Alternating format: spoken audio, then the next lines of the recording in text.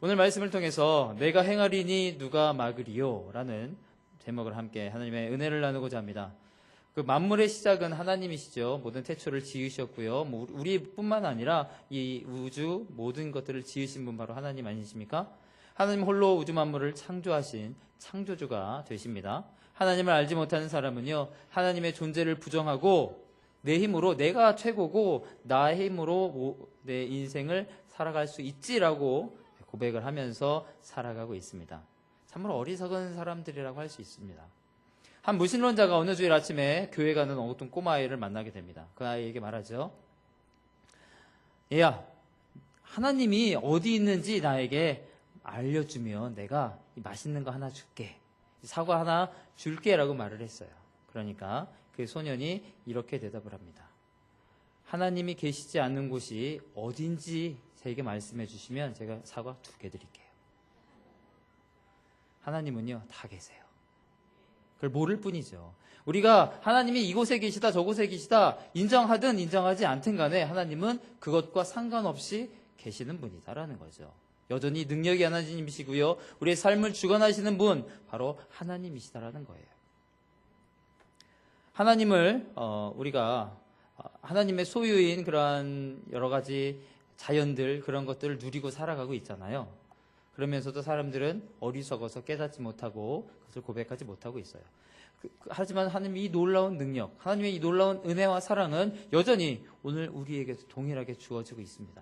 그런데요, 특별히 이스라엘은요, 조금 특별하죠. 하나님의 은혜를 받았어요. 그래서 하나님께서 베푸신 그 놀라운 은혜로 말미암아 하나님의 선민이 되어요. 그러니까 하나님께서 특별히 그 많은 많은 민족들 중에서 골라서 선택하신 나의 백성이다라고 한 민족이 바로 이스라엘이라는 거죠. 그들이 잘나서 그들이 무엇을 어떤 일을 행해서 그들이 뛰어난 것을 가지고 있어서 그 선택을 받은 것이 아니라요. 그냥 전적인 하나님의 은혜였고요. 하나님의 섭리였어요. 오히려 이스라엘 백성을 보게 되면요, 부족한 사람들이에요. 그리고 부족할 뿐만 아니라 연약하죠. 숫자도 되게 작아요. 그래서 그 사람들 가지고 천하를 도모하기는 불가능한 일이고요. 또 지금 요즘에 새벽 예배를 통해서 무엇을 우리가 지금 민수기에 대해서 이야기하고 있는데요.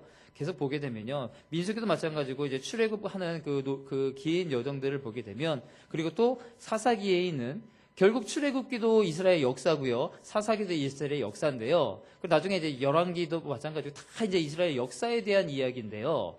그 역사에서 공통되게 나타나는 것이 있어요. 뭐냐면요, 지지리도 말 안 듣는 이스라엘. 그리고 그럼에도 불구하고 이스라엘을 부르짖으면 용서해 주시는 하나님. 그리고 또 사실 그걸 잊어버리고 망각하고 다시 한번 또 하나님께 덤비는 이스라엘. 그리고 또 맞는 이스라엘. 그런 것들이 계속해서 역사에서 나오죠. 그래서 이스라엘을 봤을 때에는 참 저 민족이 하나님께 선택받을 만하냐라고 의문을 가질 수밖에 없는 민족, 바로 이스라엘이에요. 그러니까 은혜를 받을 만한 전혀 어떤 조건이 없는 민족이죠. 그럼에도 불구하고 하나님께서 사랑하시죠. 자, 그러면 너무나 연약하고 도리어 하나님께 책망받을 거리만 더 많은 그러한 민족이었음에도 불구하고 하나님의 은혜를 받았다면요, 더 겸손히 하나님을 섬겨야 되고 더 잘 섬겨야 되는 게 사람의 도리죠. 그렇죠? 사람 됨이죠. 그런데요, 그렇지 않아요. 하나님을 섬겨야 할 그들이요, 하나님을 버리고요. 그러니까 우리를 낳아주신 부모님 있잖아요. 우리를 길러주신 부모님이 아니라 나를 지금 그까지 잘 길러주시고 입히시고 하셨는데 어느 날 우리 자녀가 우리에게가 아닌 우리 옆집에 딩동 누르면서 엄마, 아빠 이러면은 기분이 나쁘죠. 엄청나게 기분이 나쁘실 거예요. 그것이 꼬마 애들이 아니라 한 중학생쯤 고등학생쯤 한 사춘기쯤 돼가지고 이제 난 집 나갈 거야 이러면서 옆집 가서 띵동하면서 엄마 나왔어요 이러면은 가슴이 아프죠. 그렇죠? 자, 어쨌든 그런 일들이 이제 이스라엘 역사를 통해서 이루어지고요. 그래서 이제 하나님은 그들을 이제 징계하시게 되죠. 이제 오늘 이제 읽었던 이사야서에 관한 이야기는요, 이제 바벨론에게 이제 징계를 받아서 이스라엘 백성들이 포로로 끌려가게 되는 것들을 보게 돼요. 이제 나라가 망하고요. 이제 나라가 망하니까 이제 모든 사람들이 이제 이스라엘 웬만한 능력 있는 사람들은 다 끌려가고요. 나머지 있는 사람은 정말 쓸데없는 자들, 데려가봤자 뭐 밥만 축내는 사람들만 남겨두고 다 데리고 가요. 자, 그랬을 때 그 사람들이, 이제 그 바벨론에 끌려갔던 사람들이 다시 고향 땅으로 돌아갈 수 있는 길 없어요. 왜냐면요, 바벨론이라고 하는 나라는요, 강대국이에요. 그 당시 세계를 지배하고 있던 강대국 바로 바벨론이죠. 누구도 그들을, 이스라엘을 그 바벨론의 손에서 건져낼 수 있는 세력이나 나라나 왕이나 없어요. 있을 수가 없거든요. 왜냐하면 가장 큰 나라는요, 바벨론이고요. 가장 큰 힘을 가진 나라는 바벨론이었거든요. 그 손에서 누가 건져요? 그런데요, 오늘 13절을 보니까요, 오늘 제목처럼 내가 행하리니 누가 막으리요? 하나님께서 말씀하시는 거예요. 내가 너희들을 다시 너희 땅으로, 가나안 땅으로, 이거 약속의 땅으로, 내가 너에게 허락한 그 땅으로 다시금 돌려보내겠다라고 말씀을 하시는 거예요. 그랬을 때 많은 사람들이 그거 정말 불가능한 일입니다. 어떻게 바벨론의 손에서 우리가 포로된 우리가 우리 집으로, 우리 고향으로 돌아갈 수 있겠습니까? 라고 하는 상황이지만 하나님께서는 아무도 내가 하는 일을 막을 수 없다라고 지금 말씀하시고 있는 거죠. 하나님의 계획은요, 누구도 바꿀 수 없어요. 하나님께서 하시겠다고 하면 그것을 막을 수 있는 사람은 아무도 없다라는 거죠. 오늘 하나님께서 바벨론에서 너희를 건져내어서 다시 그 가나안 땅으로 보내주겠다라고 말씀을 하시면 그 말씀을 막을 수 있는 사람은 아무도 없다라는 거예요. 그래서 불가능한 것처럼 보일지라도 그 가나안 땅으로 가기 위해서 넘어야 할 산들이 엄청나게 많음에도 불구하고 믿을 수가 있는 건 뭐냐면요, 바로 약속하신 분이 하나님이다라는 거예요. 다른 누군가가 뭐 약속을 하면 믿을 수 없죠, 당연히. 하지만 오늘 약속하신 분은 하나님이다라는 거죠. 성도들은요, 매사에 하나님께서 하시는 그 놀라운 그 절대적인 주권, 그리고 그가 전능자이심을 믿고 인정하시면 하나님의 뜻에 합당한 삶을 살아야 합니다. 그러면 하나님께서 그 계획을, 하나님의 놀라운 계획을 우리 삶을 통해서 이루어 가신다라는 거죠. 하나님께서는요, 우리를 택해 주셨어요. 구약을 보면요, 이스라엘 민족이 이제 공경을 처할 때마다, 사실 공경에 처할 때는 한 가지 이유밖에 없어요. 하나님을 떠났을 때에 공경을 처하게 되죠. 어쨌든 공경에 처할 때마다 하나님께서는요, 그들을 향해서 뭐라고 말씀하시냐면요, 나의 택한 백성이라고 이야기해요. 그리고 그들을 위로하고 격려하시는 모습을 보게 돼요. 사실은 그러니까 이스라엘 백성이 공경에 처한 것은요, 하나님의 말씀을 듣지 않고요, 하나님의 말씀을 거역했기 때문에 공경에 처해 있는 거거든요. 그럼에도 불구하고 그 가운데 찾아가셔서 위로하신다라는 거예요. 이 말씀에는요, 환란에 처한 자기 백성 이스라엘을 아무도 도울 수 없는 정말 앞이 캄캄한 그런 환경 속에, 조건 속에 있을지라도 두려워 말아라. 왜냐하면 하나님께서 책임지고 도와주시기 때문이다라는 그 말이죠. 택하셨다라는 말은요, 이제 선택이라는 말이죠. 이 선택권은요, 인간에게 주어진 건 아니에요. 하나님의 전적인 은혜고요, 전적인 섭리이죠. 하나님의 주권에 의해서 자기 백성으로 택하시는 거예요. 이사야 43장 1절을 보게 되면요, 우리 한 장 볼까요? 네, 같이 한번 읽겠습니다.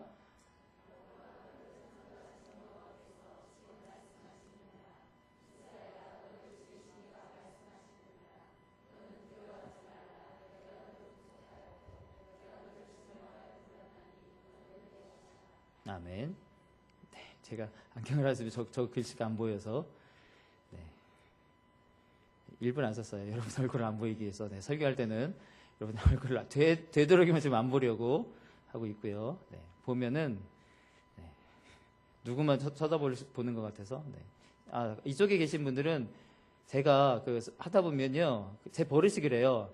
계속 이제 한국 우리 앉아 계신 분들 보게 되면 지정석이 있어요. 다들 여러분들도 아시죠? 내가 오면 항상 요 자리에 앉는 거, 그 자리에 앉아 계시는데요. 이쪽에 계시는 분들은 제가 고개가 잘 안 가요. 그러니까 제 버릇이 그래요. 제가 고치려고 노력을 하는데 이게 고쳐지지가 않아요. 그러니까 제가 항상 이야기를 하면 이렇게 보고 해요. 여기 아니면 여기예요. 그래서 이쪽은 안 보게 되는데 여러분의 얼굴을 보고 누가 있어서 안 보는 게 아니라 어차피 얼굴은 안 보여요. 얼굴은 안 보이는데 버릇이 그렇게 돼서 그렇게 되는 거니까 이해해 주시고요. 네, 어쨌든 오늘 하나님께서는요, 지명하여 불렀노니 너는 내 것이라 이야기하고 있어요. 오늘 어떤 분이 두려워하지 말라라고 하시냐면요, 나를 창조하신 분이, 나를 지으신 하나님께서 두려워하지 말아라 라고 하고 있다라는 거죠. 천지를 지으시고 천지를 주관하시고 만물의 주인 되신 하나님께서 두려워하지 말아라. 이보다 더 큰 위로자가 어디 있어요? 만약 어떤 우리 대통령이나 어떤 큰 힘 있는 사람이 와서 두려워하지 말아라 하면 우리에게 얼마나 큰 위안이 되고 위로가 되겠어요. 그런데 오늘 더 크신 이가 우리에게 두려워하지 말아라 라고 이야기하고 있죠. 왜 두려워하지 말아라 라고 하냐면요, 내가 너를 지명하여 불러나니 너는 내 것이라. 내 것이다라는 거예요. 내 것이기 때문에 너를 내 허락 없이 아무도 너를 건드릴 사람, 너를 칠 사람은 아무도 없다라는 거죠. 참 우리에게 위안이 되고요, 힘이 되는 말씀이죠. 단순히 이제 이스라엘 백성에게만 내가 너를 지명하여 불렀다라는 것이 아니라요, 이제 그것을 넘어서서 우리도 마찬가지, 우리도 한 사람 한 사람, 여러분도 하나님께서 지명하여 오늘 부르신 것이죠. 오늘 안 부르셨다면요, 이 자리에 안 계시고요, 지금 야시장에서 지금 엄청나게 떠들고 계실지도 몰라요. 닭꼬치 하나 들고 계시고, 야시장에 가면 하나씩 다 들고 계세요. 보시면. 그게 아니라 오늘 하나님께서 지명하여 부르셨죠. 지금 이 자리에 부르셨고요. 여러분을 하나님을 찬양하기 위해서, 하나님께 엎드리기 위해서, 하나님을 예배하기 위해서 지금 오늘 이 자리에 부르신 분이 바로 하나님이시죠. 우리가 허물과 죄로 인해서 죽을 수밖에 없는 우리였죠. 그럼에도 불구하고 하나님은 우리를 부르시고요. 그냥 단순히 부르셨다라는 것은요, 우리를 구원하셨다라는 말이죠. 우리를 죽음에서, 멸망에서 건져내셨다라는 말이에요. 그리고 건져내셨으면요, 그냥 내가 건져냈으니까 이제 너 혼자 잘 살아라 라고 하는 것이 아니라요, 건져내셨으면 그 건져내신 것에 대해서 끝까지 우리의 삶을 책임지시는 분이 바로 하나님이다라는 거예요. 내가 이제 너를 구원했으니까 너는 너의 힘으로 내가 할 일은 여기까지야 라고 하는 것이 아니다라는 거죠. 내가 구원했으니까 너를 그냥 이제 교회로 오게 하였으니까, 이 자리에 앉아 있게 했으니까 나머지는 너 알아서 해 라는 것이 아니라요, 우리가 하나님을 더 찬양할 수 있도록, 하나님께 더 나아갈 수 있도록 우리에게 늘 힘을 주시고요, 능력이 주시는 분이 바로 하나님이다라는 거죠. 오늘 본문에서는요, 자기 백성을 두 가지 신분으로 말씀을 하세요.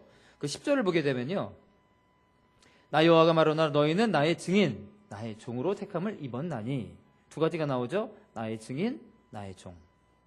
증인으로 택하셨다라는 것은 과거 하나님께서 자기 백성들에게 행하셨던 그 놀라운 일들에 대한 증인. 그래서 내가 만난 하나님에 대해서 증거하는, 그게 바로 증인이죠. 그래서 앞으로 하나님께서 지금까지 내 삶을 돌아보니까 이렇게 하나님께서 인도하셨는데 앞으로도 인도하실 것이다라는 것, 그것을 이야기하는 것이 증인이에요. 누구에게요? 여러분 주위에 있는 사람들, 믿지 않는 사람들 모두에게라는 거죠. 그것이 바로 증인이라는 거고요. 또 하나는 하나님의 종이다라는 거죠. 종은요, 주인을 섬기는 거예요. 그러니까 우리가 하나님의 자녀로도 택함을 받았고요, 또 증인으로도 받았고, 여러 가지 것들로 하나님께 택함을 받았지만 오늘 말씀하고 있는 것은 종이다라는 거예요. 종은요, 주인의 말에 순종하는 것이 종이죠. 내가 너를 종으로 불렀다, 너를 나의 종으로 삼았다라는 것은 하나님의 말씀에 따라가는 거죠. 하나님의 말씀에 거역하는 것이 종이 아니에요. 그건 종이 아니죠. 성도는요, 이 땅에서 하나님의 증인으로 또 종으로 부름을 받았어요. 그렇다면 하나님께서 부르신 그 목적에 우리가 최선을 다해야 된다는 거죠. 하나님의 종이라고 고백을 하면서 인생을 내 마음대로 산다면 하나님의 뜻이 아닌, 하나님의 뜻에 반대되는, 거역하는 그러한 삶을 살면서 내가 하나님의 종이다 라고 할 수 있겠습니까? 없죠. 우리가 하나님의 증인이 되시기를, 하나님의 종이 되기를 주님의 이름으로 축원합니다. 우리 종교의 목적이 뭘까요? 이 땅에 지금 여러분께서 이 자리에 나오신 목적을 생각을 하시면 돼요. 이 땅에서 건강하고 여러 가지 축복을 받는 것, 이게 그거겠죠? 그러나 종교의 궁극적인 목적은 뭐냐면요, 내세의 구원이에요. 단순히 이 세상에서의 삶의 축복만이 아니라 이 삶이 끝나고 이 다음 삶, 어떤 일이 있을까? 어떠한 일이 일어날까? 그것에 대한 궁금함, 또 염려, 걱정, 그것 때문에 종교를 갖게 되거든요. 주변에는 많은 종교들이 있어서 종교가 갖는 그 내세관에 대해서 이 얘기예요. 그래서 어떤 각 종교마다 우리 뭐 죽으면 어떻게 된다라고 하는 그런 이야기가 있죠. 그런데요, 아무리 좋은 이론이라도 그 이론을 증명해내지 못하면 아무런 소용이 없어요. 아무리 그럴싸해도 그것이 정말 실제적으로 삶으로 일어나지 않으면 소용없다라는 거죠. 그것은요, 그의 창시자가 곧 그것을 행해야 된다라는 의미와도 같아요. 말은 그렇게 했는데 창시자도 죽어버리면, 그리고 그들이 말하는 내세관에 대해서 보여주지 못한다면 의미가 없죠. 그래서 오늘 우리 기독교는 그건 좀 다르죠. 예수님께서 죽으시고 다시 살아나심으로 말미암아 첫 열매가 되신다라는 거죠. 그래서 우리에게 구원을 주세요. 그런데 그 구원은요, 하나님께만 있어요. 다른 누구에게 있는 것이 아니라 하나님 유일하게 예수 그리스도 안에서만 구원이 있음을 우리는 믿고 있어요. 그 구약시대 그 이스라엘 민족은요, 현실 속에서 하나님의 구원을 정말 삶을 통해서 체험한 사람들이에요. 출애굽을 하면서 보게 되면 그들이 억압됐던 그 삶에서 벗어나서 때마다 시마다 하나님께서 함께 하심을, 하나님께서 구원하심을 늘 체험했던 사람이고요, 보았던 사람들이고요, 또 들었던 사람들이에요. 그럼에도 불구하고요, 마음이 완악한 그 이스라엘 백성은요, 하나님을 불신하고 또 우상을 섬기는 그런 죄를 범하게 되는 것을 보게 되죠. 그들이 섬기던 우상, 금송아지를 만들고요, 또 가나안 땅에 여러 가지 이제 우상들을 섬기게 돼요. 그런데요, 전혀 도움이 되지 않아요. 그러니까 우상을 섬기면 그들이 더 삶이 풍족해지고 더 행복해지고 더 삶의 기쁨과 감사가 넘쳐야 함에도 불구하고 우상을 섬기니까 어떤 일이 일어나냐면 이방이 쳐들어오죠. 전염병이 돌죠. 정말 나쁜 것들은 다 일어나요. 그러면서 또 하나님께 부르짖게 되죠. 그러면서 또 하나님의 구원이 임하는 것을 보게 돼요. 그러한 것들을 보면서 정말 하나님만이 오직 살아있는 신이다, 구원이 하나님께만 있다라는 것을 알아야 되거든요. 근데 모르죠. 11절에서 12절까지 있는 말씀을 쭉 보게 되면요, 곧 나는 여호와라, 나 외에 구원자가 없느니라. 내가 알려주었으며 구원하였으며 보였고 너희 중에 다른 신이 없었나니 그러므로 너희는 나의 증인이요 나는 하나님이니라. 여호와의 말씀이니라. 하나님만이 구원자가 되시는 거예요. 우리의 삶에서 우리의 역경과 우리의 환난과 우리의 그 고난 가운데서 건져내실 수 있는 분은 바로 하나님밖에 없다라는 거예요. 이스라엘 사람들에게 뭐라고 얘기하냐면요, 너의 지나간 과거, 그러니까 앞으로의 일들이 문제가 아니라 지나온 과거만 생각해 봐라라는 거예요. 지나온 너의 과거의 삶을 돌아보면서 하나님께서 너희를 구원한 일이 얼마나 많았느냐예요. 이스라엘 역사를 보면서 알 수가 있잖아요. 특별히 출애굽을 하면서 매 시간마다 매 일마다 하나님께서 역사하신 일들을 바라보게 되죠. 그런 어려움을 당했을 때 이스라엘 백성들이 자신이 섬겼던 우상들에게 기도 안 했을까요? 그 우상 앞에 엎드리면서 절 안 했을까요?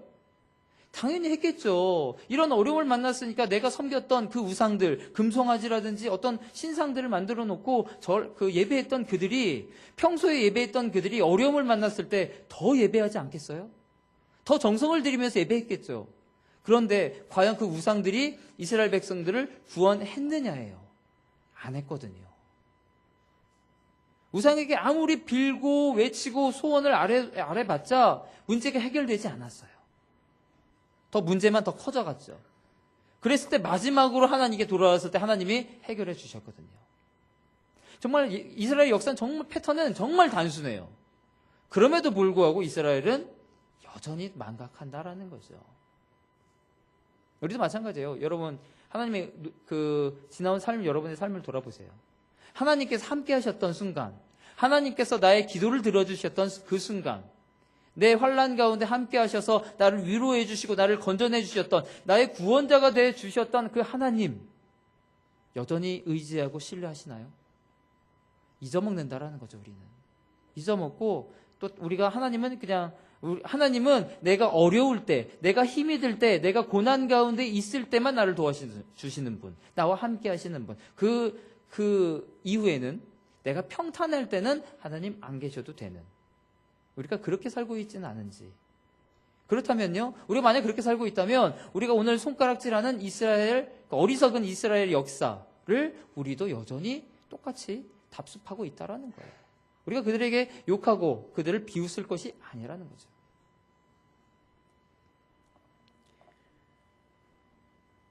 인간의 능력에는 한계가 있어요. 그래서 인간의 능력이 미치지 못하는 영역이 너무나 많다라는 거죠. 그러나 하나님의 능력이 미치지 않는 곳은 없어요. 왜냐하면 하나님은 전능하신 창조주 하나님이시기 때문이라는 거죠. 이 사실을 인정하는 성도들은요, 매사에 하나님의 능력을 인정하고 하나님만이 나의 구원자가 되신다, 하나님만이 나를 구원하실 수 있는 분이다, 하나님만이 나를 건져내시는 분이다 라는 것을 믿으셔야 된다는 거예요.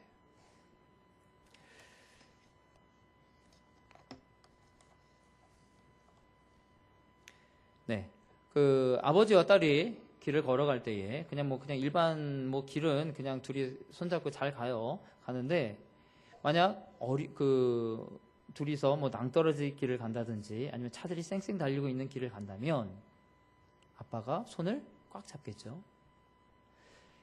네, 저희 자녀들이 커가지고 특별히 저희 아들은 이제 손 잡을 일이 거의 없어요. 제가 안 잡으려고 해요.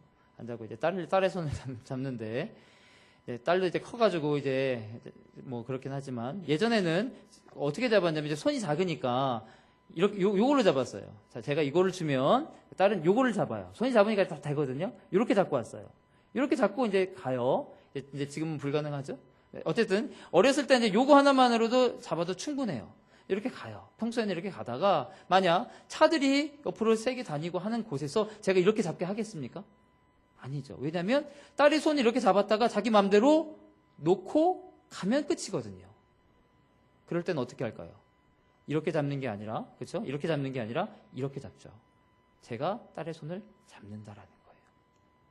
그러니까 평소의 모습과 정말 힘들고 어려울 때 그 고난의 그 상황에서 잡는 손의 모습이 달라요. 왜냐면요, 내 아빠가 잡는 것과 딸이 잡는 것은 다르기 때문이에요. 하나님께서는요, 바로 이렇게 잡아주신다라는 거예요. 나는 하나님을 손을 어떻게 잡는지 모르겠지만 하나님은 반드시 우리를 굳게 잡아주세요. 우리만 잡는 것이 아니라, 그래서 내가 손을 놓으면 내 의지가 약해져서 아니면 내가 다른 곳에 시선이 팔려서 잠깐 손을 놓칠 수는 있어요. 하지만 하나님께서 잡고 있으면요, 내가 손을 놔도 떨어질 수가 없다라는 거죠. 그 하나님이 바로 우리의 손을 꽉 붙잡고 계신다라는 거예요. 우리의 삶을 돌아보게 되면 참 평탄하지 않죠? 험난합니다. 그래서 나의 힘만으로는 부족하고요. 그래서 우리와 함께 하시는 하나님은요, 그 능력의 오른손으로 우리를 붙들고 계셔 준다라는 거예요. 그것이 그 이사야서 41장 10절에 나오는데 한번 읽어볼까요? 읽겠습니다. 시작.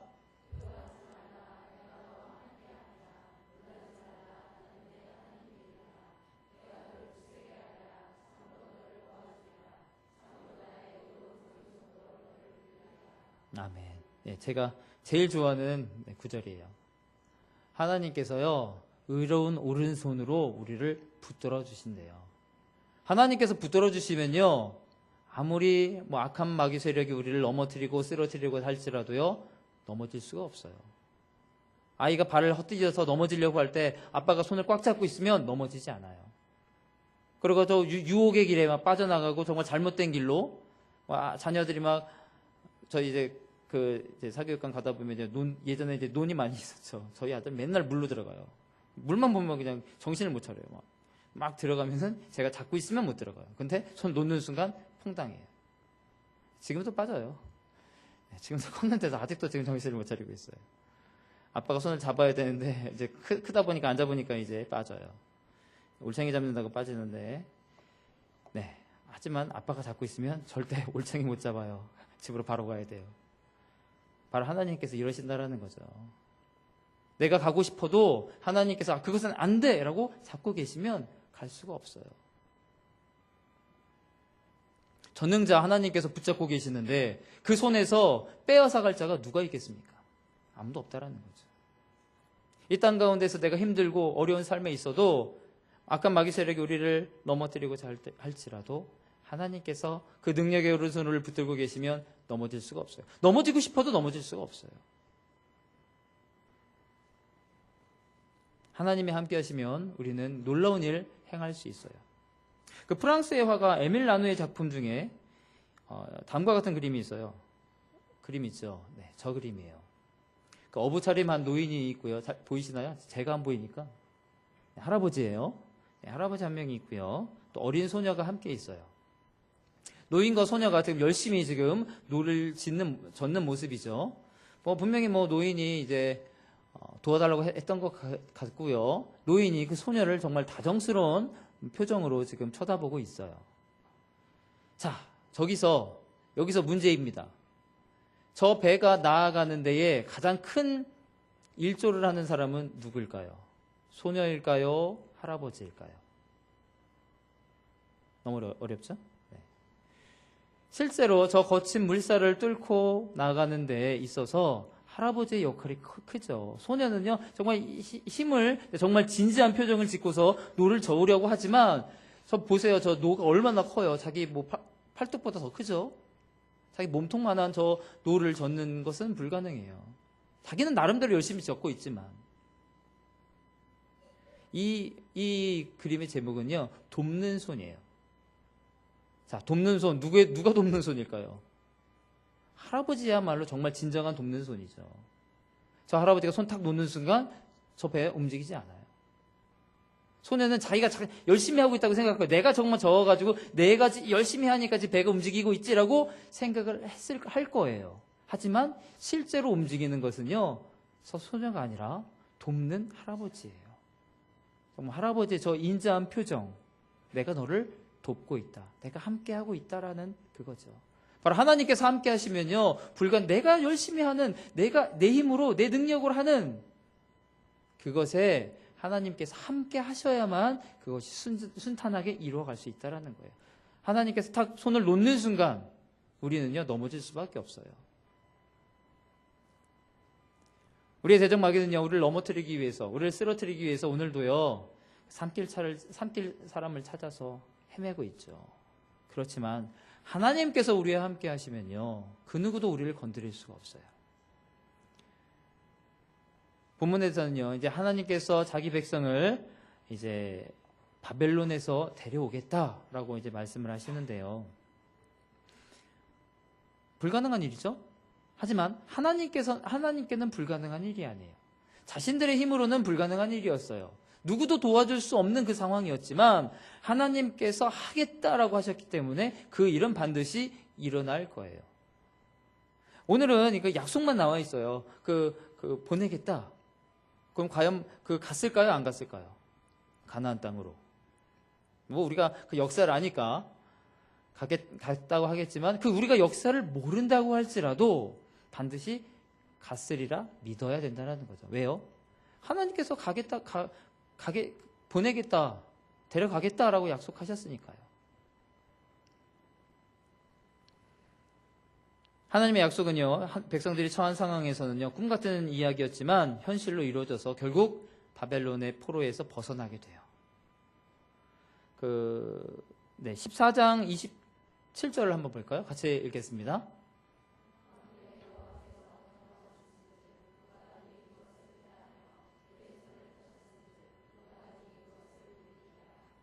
전능하신 하나님의 손을 막을 사람이 아무도 없다라는 이야기죠. 결국 돌아갑니다. 이것은요, 하나님께서 성경 곳곳에서 자신이 전능자이심을 말씀하시는 그런 것들로 나타나죠. 우리가 잘 알고 있는 출애굽 사건도 마찬가지죠. 그 애굽이라는 강대국 하에서 다시 가나안 땅으로 들어간다라는 것, 불가능한 일이었지만 일어났어요. 그리고 오늘 또 바벨론도 마찬가지죠. 바벨론 포로에서 돌아가는 것 일어났어요. 그리고요, 이제 출애굽과 이제 바벨론에서 벗어나는 것에서만 하나님의 능력이 그러면 거기서 끝이 아니라는 거예요. 여전히 우리 삶 속에서 불가능한 것만 같은, 애굽에서 벗어나는 것처럼 어려운 일, 불가능한 일, 아니면 바벨론에서 다시 나아가는 그렇게 불가능한 일이 우리의 삶 속에서도 일어날 수 있다라는 거죠. 여러분이 어떤 어려운 일, 문제 가지고 계신가요? 내 힘으로는 불가능한 것 같으시죠? 하지만 하나님께서 하신다라는 거예요.